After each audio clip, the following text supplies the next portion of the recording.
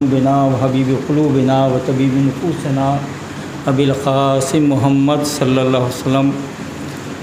اما بعد قال اللہ فی کتاب المبین وهو اصدق الصادقین وقول الحق الحمدللہ صدق اللہ العظیم. برادران گرامی،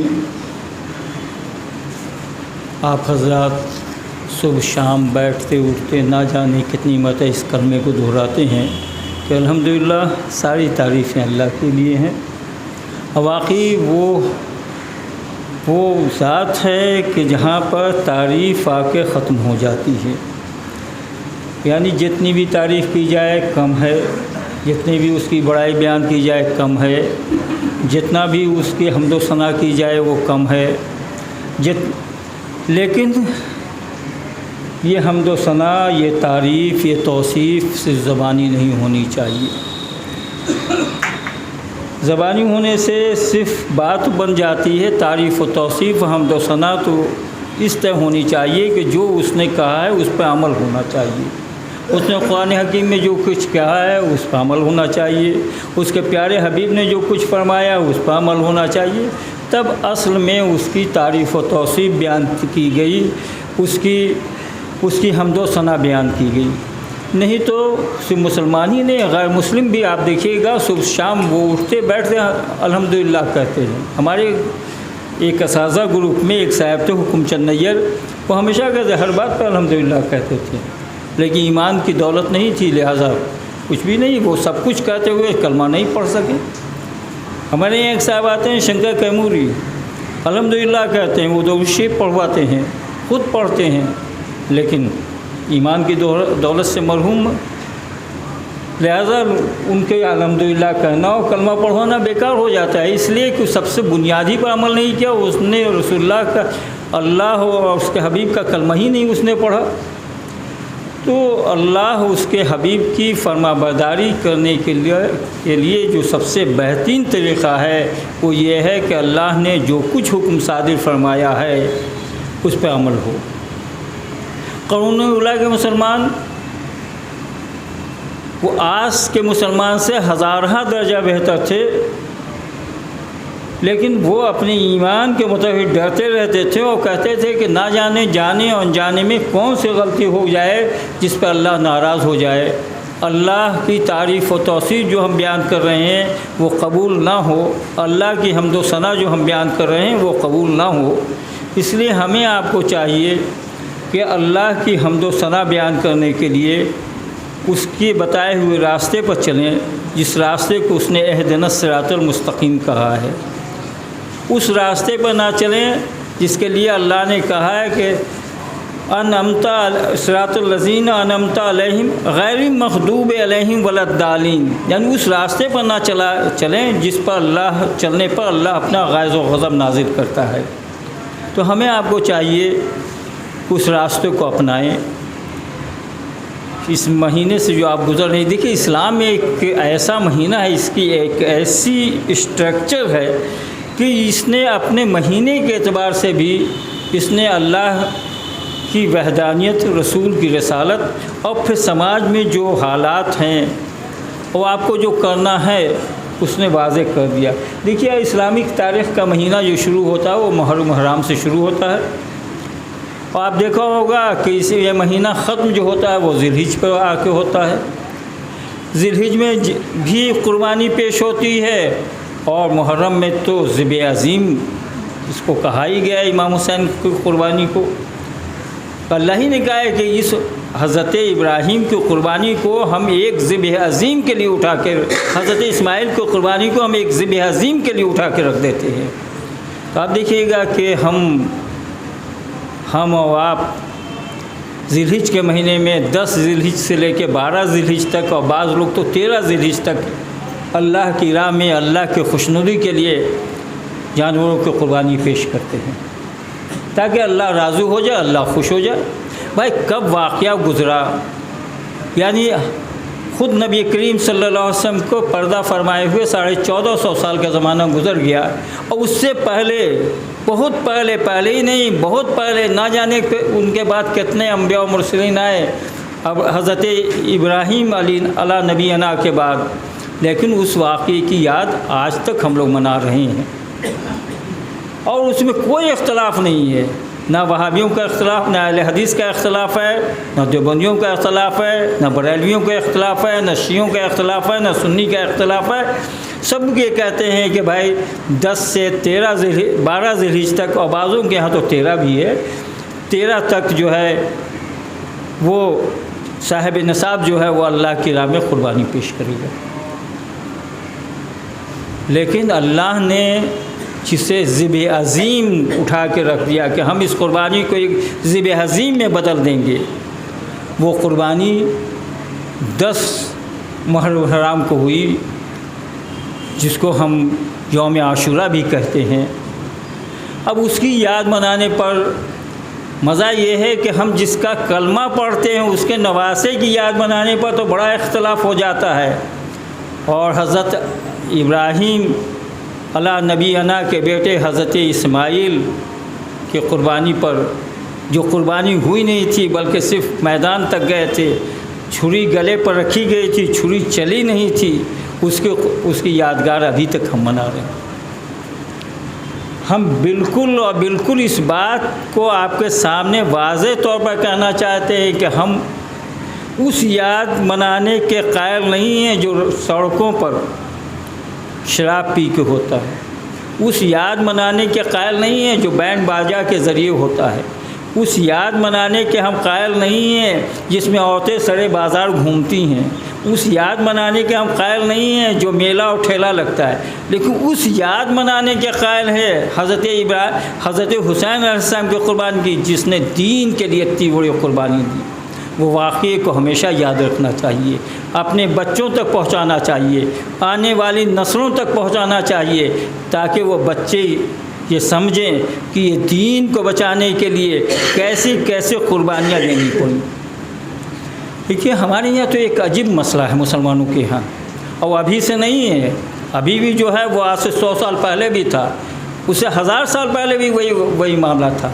آج ہے نا کہ اگر ہم کچھ کہیں تو ہو سکتا ہے مجمع کے لوگ کچھ اور بات کہیں۔ اگر ہم یہ کہیں کہ بھائی مجھ کو بلیک کلر پسند ہے، دوسرا آدمی کہے بھائی یہ تو کالا شیعہ حضرات پہنتے ہیں، آپ کیسے پہن لیا؟ یعنی یہ اختلاف رائے شروع سے موجود ہے۔ تو شیعوں نے یہ کیا تو ہم یہ کریں گے، وہابی اہل حدیث نے یہ کیا تو ہم یہ کریں گے، دیوبندی نے یہ کیا تو ہم یہ کریں گے، بریلوی نے یہ کیا تو ہم یہ کریں گے اس کے بدل میں۔ دیکھیے عجیب مسئلہ ہے۔ آپ دیکھیں گے کہ محرم کے سلسلے میں وہ احادیث کم بیان کی جاتی ہے جو امام حسین کے فضائل پر جاتی ہے، جیسے وہ حدیث بالکل متفق علیہ ہے کہ جو حضور صلی اللہ علیہ وسلم نے یہ فرمایا، جو حسین سے محبت کرے گا اللہ اس سے محبت کرے گا۔ یعنی یہ نہیں فرمایا کہ جو حسین سے محبت کرے گا وہ اللہ سے بھی محبت کرے گا، جو حسین سے محبت کرے گا اللہ اس سے محبت کرے گا۔ یہ حدیث سے نہیں کہی جاتی ہے۔ 1000 بحثیں آپ پیپر میں دیکھ لیجئے گا، آپ واٹس ایپ اور فیس بک پر دیکھ لیے، لیکن یہ حدیث نہیں دیکھیے گا۔ آپ یہ نہیں یہ حدیث دیکھیے گا کہ حضور صلی اللہ علیہ وسلم نے فرمایا کہ حسن و حسین ہمارے پھول ہیں۔ آپ یہ حدیث نہیں دیکھیے گا کہ بہت کم، لیکن یہ حدیث کبھی کبھی لوگوں سے سننے میں آتی ہے کہ حسن و حسین نوجوانوں کے جنت میں سردار ہوں۔ اس طرح کی حدیث حضرت حسین علیہ السلام اور اہل بیت کے بارے میں جو تواتر کے ساتھ ہے وہ آپ کم سننے کو ملے گا۔ محرم کے مسئلے میں آپ کم سننے میں ملے گا آپ کو کہ بھائی محرم کا روزہ بہت ہی اہمیت کا حامل ہے۔ وہ رمضان کے روزے کے بعد جو سب سے افضل روزہ مانا جاتا ہے، جس کی بڑی اہمیت ہے، وہ محرم کا روزہ ہے۔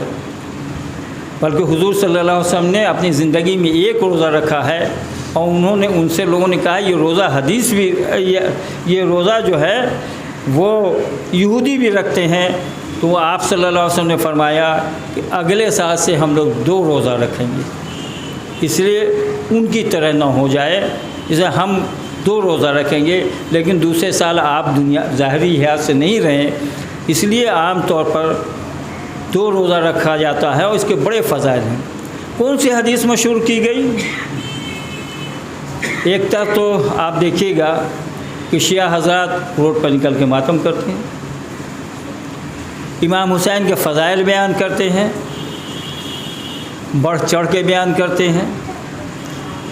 اب دوسری طرف ایک حدیث بیان کر دی گئی کہ بھائی 10 محرم کو اپنے دسترخوان کو بڑا کرو، اپنے بچوں پر زیادہ سے زیادہ خرچ کرو، نئے کپڑے پہنو، سرما لگاؤ، اللہ سال بھر تک تمہاری روزی میں اضافہ کر دے گا۔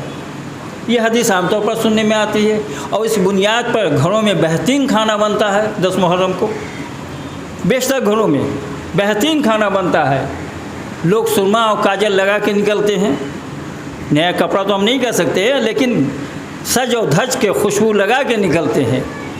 میں نے اس حدیث کے بارے میں بہت تحقیق کی کہ کہیں پر یہ حدیث مل جائے۔ مشہور تو بہت ہے، بہت مشہور یہ ہے، اور اس حدیث کو جب میں پڑھنے لگا تو ایک لائن سے نظر آنے لگا کہ یہ حدیث صحیح نہیں ہے۔ دیکھیے امام احمد حنبل بہت بڑے محدث بھی ہیں اور انہوں نے فقیہ اسلام بھی ہیں، انہوں نے کہا یہ اس حدیث کی کوئی اصل نہیں ہے، کوئی سند نہیں ہے۔ امام رجب کہتے ہیں یہ حدیث ہی نہیں ہے۔ امام ابن تیمیہ جو سلفیوں کے سب سے بڑے امام مانے جاتے ہیں اس وقت، امام ابن تیمیہ وہ یہ کہتے ہیں کہ اس حدیث کی کوئی سند نہیں ہے، کہیں پر کوئی یہ حدیث نہیں ہے۔ اور امام ابن تیمیہ بڑے سخت محدثوں میں گزرے ہیں، ان کا مسلک جو تھا وہ بہت سخت تھا، لیکن انہوں نے بھی یہ کہا کہ اس طرح کی کوئی حدیث نہیں ہے۔ علامہ ابن قیم یہ کہتے ہیں یہ کوئی حدیث نہیں ایسی ہے۔ علامہ جوزی یہ کہتے ہیں یہ کوئی ایسی حدیث نہیں ہے۔ ابن حجر عسقلانی بھائی وہ تو بالکل حدیث کے معاملے میں یہ ہے کہ ایک ایک حدیث کو دیکھتے وہ کہتے ہیں کہ ایسی کوئی سند نہیں ہے اس حدیث کی، کہیں پر کوئی سند نہیں آئی ہے کہ اس طرح کی کوئی حدیث ہے کہ 10 محرم کو آپ اچھا کھانا بنائیے، بچوں کو پر زیادہ سے زیادہ خرچ کیجیے، سرما لگائیے، نئے کپڑے پہنیے، ایسی کوئی حدیث نہیں ہے۔ علامہ شوقانی یہ بھی کہتے ہیں ایسی کوئی حدیث نہیں ہے۔ اس راز کو آخر میں علامہ ابن کثیر نے کھول دیا آ کے۔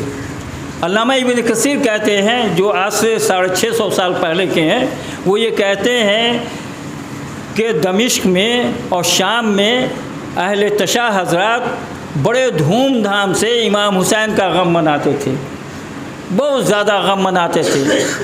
اس کے جواز میں ایک صاحب نے اس طرح کی حدیث پیش کی کہ بھائی وہ غم مناتے ہیں تو ہم خوشی منائیں گے اس دن، اور اس دن سے جو چلا تو عام طور پر کسی سے کہہ دیجئے کہ بھائی یہ حدیث نہیں ہے تو وہ آدمی کہے گا کہ صاحب ہم نے تو بچپن سے یہ حدیث سنی ہے، میں نے اتنے حوالے دیے، اور اگر آپ کو حوالہ دیکھنا بھی ہے تو پھر میرے پاس آ کے ان کتابوں کو بھی دیکھ لیجیے جس میں یہ صاف صاف کہا گیا ہے کہ یہ حدیث ہے۔ یہ سارے جو میں نے نام لیے محدثین کے نام لیے، جب محدثین یہ کہتے ہیں کہ یہ حدیث نہیں ہے تو یہ حدیث آئی کہاں پر؟ وہی ہے کہ اہل بیت کی دشمنی میں آئی۔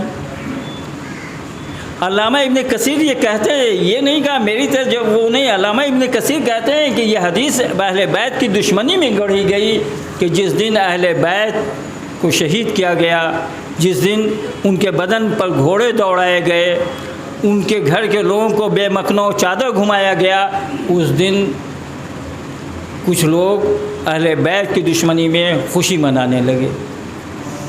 دیکھیے اس لیے کوئی حدیث اس کی کوئی اصل نہیں ہے، اصل بس وہی ہے کہ صاحب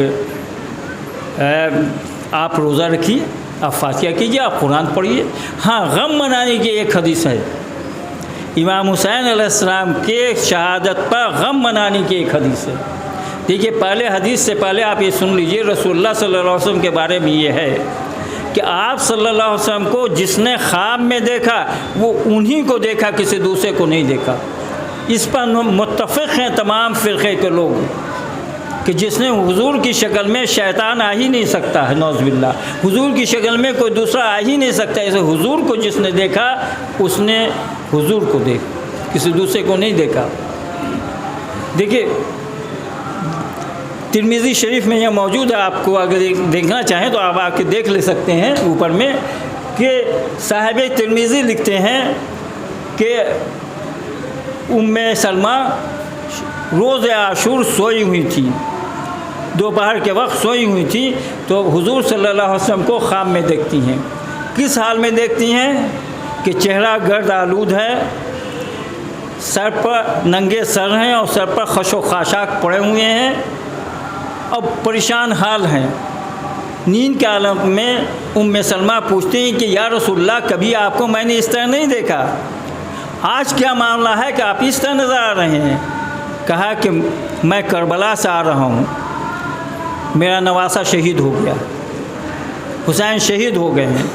اور صرف وہ اکیلے انہوں نے نہیں دیکھا، ابن جعفر نے بھی یہی خواب اسی دن دیکھا کہ حضور صلی اللہ علیہ وسلم ننگے سر ہیں، چہرے پر وہ اور خش و خاشاک کے چہرے پر ریت پڑے ہوئے ہیں اور بالکل پریشان حال ہیں، آنکھوں سے آنسو بہہ رہا ہے۔ کہا یا رسول اللہ، آپ اس طرح سے؟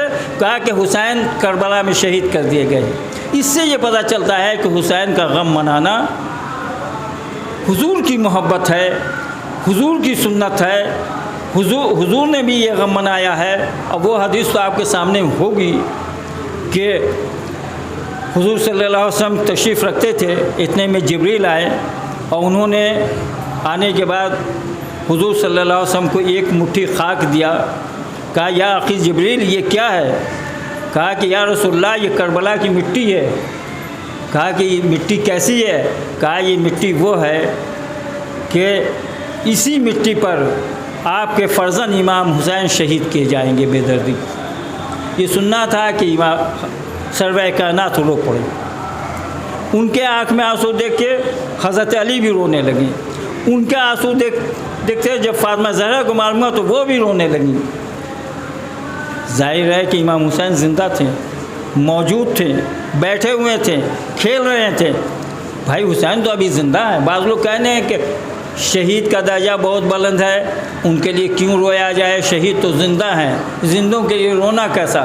حسین تو زندہ تھے، حسین کھیل رہے تھے، حسین موجود تھے۔ لیکن کون رو رہا ہے؟ ہمارے بھائی نہیں رو رہے ہیں، پھیکو نہیں رو رہے ہیں، میں نہیں رو رہا ہوں، سرور کائنات رو رہے تھے کہ بھائی یہ سننے کے بعد رو رہے تھے کہ اس بے دردی کے ساتھ شہید کیے جائیں گے۔ تو اس سے یہ پتہ چلتا ہے کہ امام حسین کے غم میں رونا بھی سنت ہے، امام حسین کا غم منانا بھی سنت ہے، لیکن اسی حد تک۔ ایسا نہیں کہ آپ پیٹنے لگیں روڈ پر نکل کے، ایسا نہیں ہے کہ آپ ماتم کرنے لگیں روڈ پر نکل کے۔ غم منانا حسین کا حضور کی سنت ہے، یاد منانا حضور کی سنت ہے۔ اس لیے امام حسین علیہ السلام کی یاد منانی چاہیے اور بڑھ چڑھ کے منانی چاہیے، لیکن شریعت کے دائرے میں منانی چاہیے، شریعت کے دائرے سے الگ نہیں ہونا چاہیے۔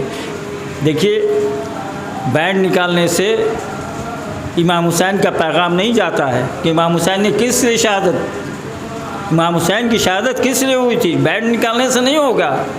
یہ بتانے کے لیے ہوگا کہ ایک شخص جس کا نام یزید تھا، وہ خلیفہ وقت ہو گیا تھا، اس نے دین میں تبدیلی شروع کر دی تھی۔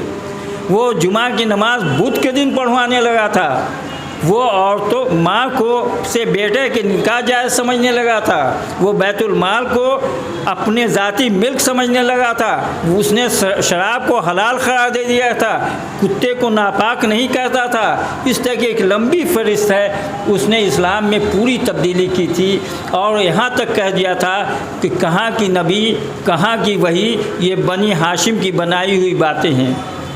یہ آنے والی نسلوں کو بتانا چاہیے کہ ہم تک جو اسلام پہنچا ہے اس میں اللہ کی مہربانی تو ہے ہی ہے، لیکن امام حسین کی قربانی بہت بڑی شامل ہے اس میں۔ اگر امام حسین کربلا کے میدان میں نہ جاتے تو وہ اسلام پہنچتا جو یزید پیش کر رہا تھا۔